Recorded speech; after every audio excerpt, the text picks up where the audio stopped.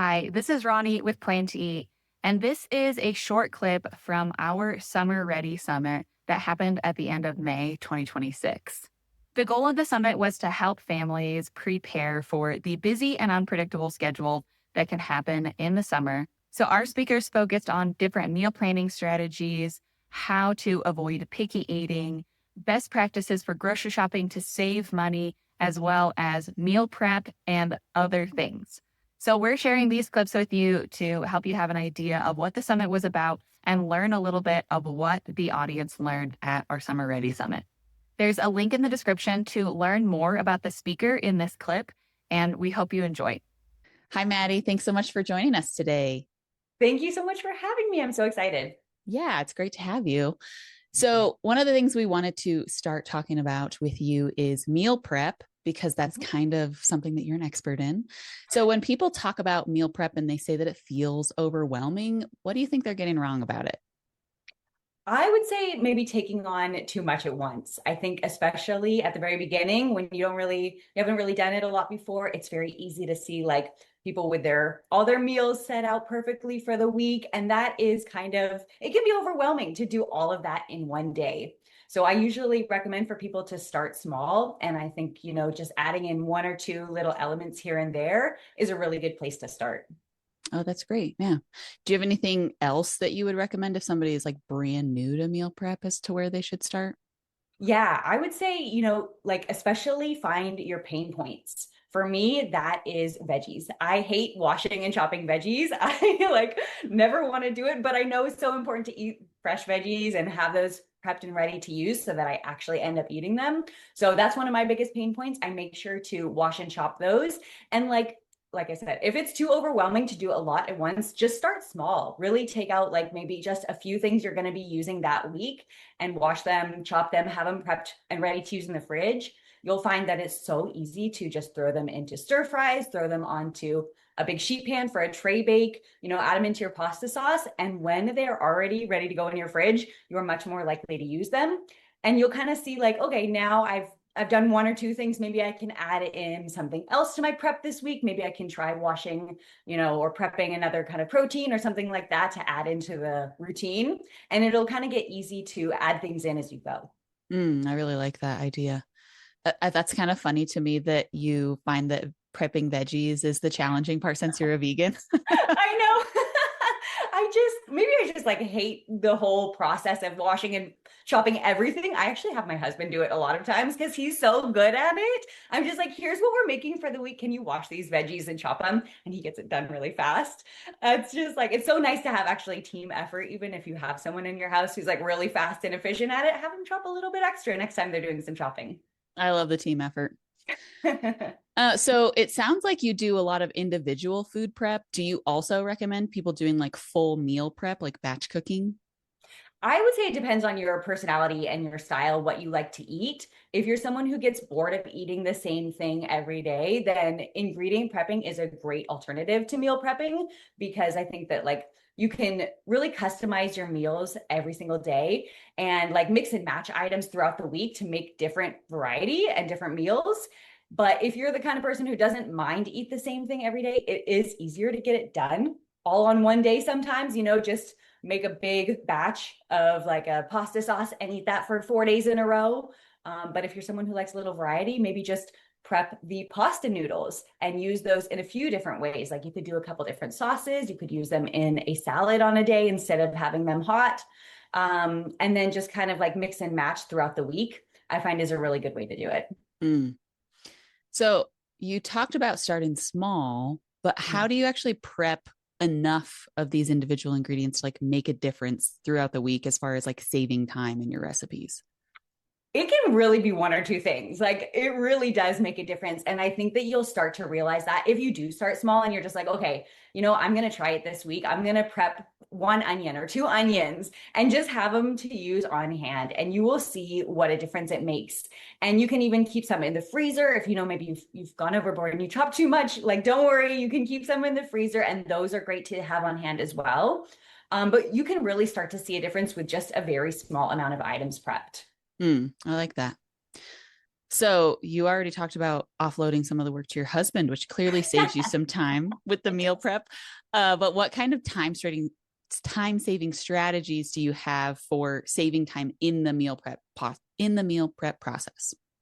I'm a huge fan of doubling and or tripling recipes because once you have everything out, like ingredients and appliances or tools, it's actually not that much more effort to chop that second or third bell pepper, right? Mm. Or that second or third onion, especially if you're using something like chopping blades with an appliance, which I'll talk a little bit more about later. But like having everything out is kind of the biggest like hurdle to overcome. And then once you kind of get in the groove, you're like, okay, I can easily just make a double batch of this sauce. And maybe you eat a few days of it in the fridge and have that on hand, but then freeze the rest. And you're kind of building up this little freezer stash as you go. And so you don't have to think about, oh, I need to meal prep everything and get my freezer fully stocked. It can be adding little increments here and there. So definitely doubling and tripling your batches as you make things. Like it can even be something like you double a batch of rice if you're cooking rice for the day. Just make a little bit extra and keep it in the freezer. And then, oh, appliances. If you're already getting something out like your food processor, see if there's something else you can do with it. Like if you're going to be making some, I don't know, some cookie dough balls or something in your food processor, I would be like, okay, am I doing any chopping today? Maybe I can use my chopping blades in there first and then give it a quick rinse and then do my cookie dough balls in there after. Or if you're turning on the oven, oh my gosh, I hate to turn on the oven for only one recipe. I'll see what else is in the fridge right now that I could roast in there. And that's a really good way to kind of use your time more efficiently. I like that a lot. So when do you normally get your meal prep done? Like, how do you fit it into a busy schedule? It has been tough because I have a just turned 2-year-old and she is very much in the phase of like always wants to be with mommy. And it's fun to have her help in the kitchen, but it is not efficient because things end up on the floor. And it is like I spend more time cleaning than actually prepping and cooking with her. So usually I like to do it during her nap times. And lately I've been finding just these little pockets of 1 or 2 hours here and there instead of like, I definitely used to be the person to do a big prep on a Sunday. And that's great if you have time to do it. I definitely plan to go back to that as soon as I can once she's in school or whatever. But for now, I'm just finding little pockets here and there of time and getting a little bit of prep done like every few days, right? Which actually works out, I think, for a lot of people's schedules. I think a lot of people are in the kitchen, in the evenings, getting dinner ready. So like I said, if you're already chopping some onions, go ahead and chop a bit extra, chop some extra veggies, and you can either leave them in the fridge to be used in other dishes, or you can go ahead and cook those up in different ways and just have them cooked and ready to use as well. So there's lots of little ways to just kind of add it in throughout your regular week. Mm-hmm. And so then how do you keep these prepped foods fresh throughout the week? I'm thinking specifically fruits and vegetables. Like, how do you keep them from going kind of icky by the end of the week? That's a great question. And fruits, I have to say, do go icky kind of easily. So I don't actually prep a lot of fruits. Strawberries are usually fine. I like to wash them and take off the tops and chop them up and have sliced strawberries ready to use because those are usually good for like 3 or 4 days. Raspberries, hate being prepped. So I always leave those and I just rinse them right before I eat them. Most of my fruit I just keep on the counter there. So I don't worry about that. Veggies, I find that if you store them in glass containers like these, usually they're fine for around 5 days, maybe 5 or 6. Depends on what the veggies are. The heartier the veggie, things like celery, carrots, cabbage, those are all going to last a really long time. Even if they're washed and chopped and ready to use, they actually last a really long time in the fridge. Leafy greens, I like to wash them and then store them wrapped in tea towels. And those last a really long time as well. I find that having the tea towel soaks up some of the excess moisture and they stay crisp like for up to a week. Like I'm pretty lazy with my usage, I would say. I'm kind of on the longer end of like how long I wait to use something up. And I've noticed things stay fresh for quite a long time. Cucumber doesn't store super well. I think that the smaller you chop things, then it's going to go bad a little bit faster. But I like to use glass. I think that it helps a little bit with storage. And then also tea towels for things like leafy greens and for herbs. Mm. Glass is also nice because it doesn't retain any smells the next time you use it, like plastic would. Yeah. Dishwasher safe. You can just throw them in the dishwasher when you're ready to. And I just give the lids a quick rinse with soap. Yeah. Okay, I feel like you kind of just went over this, but I want to just check and make sure if there's any foods that you really prefer to prep in the moment versus doing like a bulk meal prep ahead of time. Definitely like the delicate things like raspberries and like basil, I find hates to be prepped ahead. It's a very delicate herb. But veggies that I know that I'm gonna want to eat cooked, like squash or potatoes or sweet potatoes, corn even. If I get like really nice corn in the summer, I like to just steam it and then it can be used different ways throughout the week. It's very easy to cut off the cob and reheat. A lot of veggies that you cook are going to be really easy to reheat later. Like even broccoli, you can do a very light steam on it, and then it'll be ready to eat later in the week. You can cook it a little bit more if you like to, or just eat it kind of like half raw like that.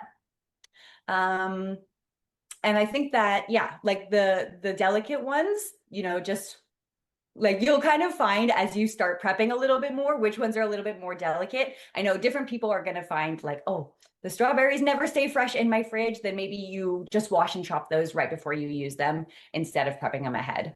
Mm. It's interesting because you mentioned that lettuce stays good for so long, but I would normally consider lettuce a delicate vegetable. You know what? Here's a little tip. If you actually just, let's say you buy a tall head like this, you take off the leaves and you keep them long like that and just wash them long and store them long wrapped in a tea towel. And then I actually add it into like a Ziploc bag, or you can use a produce bag. And I just reuse those Ziplocs over and over. And I don't worry about closing it all the way, but I think it just kind of helps lock in some freshness. And so it's like there's like something about the tea towel that like wicks away extra moisture, but like also keeps a little bit of moisture in so that they don't dry out too much. And when the leaf stays intact like that, it lasts a little bit longer than if you were to chop it. If you Mm. chop everything really finely, it's going to go bad a little bit faster. Mm. That's good to know. Mm. So, what do you do when you have this prepped food, but you don't end up using it during the week? Like you got a little ambitious. Great question. It happens to everyone, me all the time. The freezer is your best friend. Okay. I'm actually about to buy a second freezer because I've just been using mine so much lately. Like the freezer, I can store anything. I actually do like a check-in a few days after I've prepped and look and see what have I eaten so far and what it still needs to be eaten. And if it's been in there for 3 or 4 days and you haven't eaten it, you really need to assess right then and there. If you're not going to eat it, go ahead and freeze it while it's still a little bit fresh because it's going to just go bad the longer it sits in your fridge. So if you can just freeze it while it's still a little bit fresh, you can eat it later. Let's see. Keeping an inventory is really important. Like I like to keep like a little paper inventory on the outside of my fridge and just kind of check things off as I go. And then so like leftovers at the end of the week, you can just do a little curry or you can do a pasta sauce. There's a lot of really great ways to use things up at the end of their life. I wouldn't even say that they're like about to go bad, but just at the end of the week, take that inventory and see, okay, I still have this leftover, this leftover. You can use ChatGPT and say, this is what I have to use up for like the quantities and everything like that, and have it like spit out a recipe for you. You can check in your Plan to Eat app and just do the little search and see what ingredients you have. See if you have any recipes that you already know and love saved in there and use it for those. I like that a lot. Yeah. What about things like, I'm thinking grains, like if you prep some rice at the beginning of the week and then by Friday, you're like, this rice looks like it's kind of icky. Like, is there anything you can do to revive it? Or is it just like a lost cause at that point? Never a lost cause. If you think it's still fresh enough to eat, I would definitely look for recipes that maybe you haven't heard of before that are new to you, but like are super easy, like a fried rice, or you can microwave it with a little bit of ice in there. That kind of revives it. There's even like crispy rice salads. So I personally like to use the internet for those kinds of things, like what to do with small bits of random leftover rice. Use kind of whatever Google or whatever kind of search engine you want and try and use those up in a maybe creative way that you haven't tried before. I like that a lot. Okay, so you talked a little bit already about meal prepping now that you have a young child. Mm. But just talk a little bit more about how you keep the meal prep aspect of things realistic when, like you have a toddler running around and she's making maybe more messes than you're able to pick up after. It's been tough. Like I definitely find that I've just taken a lot more shortcuts meal prep than I used to. Like things like frozen veggies and fruits are actually really healthy. They're like picked at their peak and flash frozen, so all those nutrients are locked in. I think a lot of people overlook canned and frozen veggies as like alternatives to buying fresh and chopping it yourself. Sometimes they're a little bit more expensive because they're like chopped and ready to use, but actually sometimes they're cheaper because the prices of groceries are rising so much these days that fresh can be really expensive. So check your frozen section, see if there's something that's washed and ready to use. And like I like those like pre-washed boxes of salad greens. I find that those are really cheap at places like Costco. And you know, that will help you from having to wash and chop the lettuce for the week, little like small things like that. And then also just getting comfortable with like repetition. Like in this season of life, maybe I'm not trying a bunch of new recipes that I would have been before, and just kind of like, that's okay for now, right? We know our family favorites. Maybe we're just eating the same meals on repeat every Monday, Tuesday, Wednesday, or something. And we just repeat those each week just because it makes it easier, right? Yeah, I think that's a really good tip. I think being flexible is always really important. Definitely, definitely. Okay, so we wanted to finish up with a lightning round of some top 3 favorite things from you. So give us your top 3 favorite kitchen gadgets. Instant Pot, I cannot live without it. It is amazing in so many ways. The Vitamix or any other like high speed, high powered blender, those are always really great to have. And then Super Cubes. I'm like kind of embarrassed to admit that I'm so late to the game on these, but these are so great for meal prep and like just for saving foods in the freezer because they make them like perfectly portioned. They're just great. I just ordered some myself too, so I'm also late to the game. They're so great. They're so great. You'll love them. What are your 3 favorite flavors to have in recipes? I'm super basic. I'm like a garlic powder girl, like fresh garlic or garlic powder, both are fine. I like cinnamon and anything sweet. It's just a nice way to like amp things up. And I like basil. Like fresh basil is my number one. It's Mm. delicious. What the top 3 foods do you think are the most worth prepping ahead? Oh, good question. Anything that takes a long time. So for me, beans, I cook most of my beans from scratch, from dried, because it's just so much cheaper, so much cheaper. So I usually do those, make sure that that's done because they take a little bit of time, even in the Instant Pot. You still got to plan ahead. Any veggie that needs to be cooked, like potatoes or sweet potatoes, squash, those ones that I mentioned, and then a sauce or a dressing. Like having a sauce ready to go is going to make you much more likely to eat veggies throughout the week. I like it. And then what are your top 3 pantry staples you can't live without? Pasta, because it's always a crowd favorite and it's really versatile. It can be like a sauce pasta, it can be mac and cheese, it can be pasta salad, you can add it into soups. Love a good pasta. Oats, also super versatile. Overnight oats, granola, pancakes, waffles, desserts, so many things can be made from oats. And then cashews, because as a vegan, we love cashews. We love to turn it into cheese. We do cashew cream. It can be even like a frosting or an ice cream if you wanted to turn cashews into that. Cashews are the best. That's amazing. I love to hear that. Was there anything we missed that you wanted to mention before we go? I think that's it. I would just say, like, I really encourage people to give prep a try. Like I said, just 1 or 2 things for the week that you have lingering in your fridge. Go ahead and chop them up and see if that makes a difference. Amazing. Thanks so much for your time, Maddie. We appreciate it. Thanks for having me.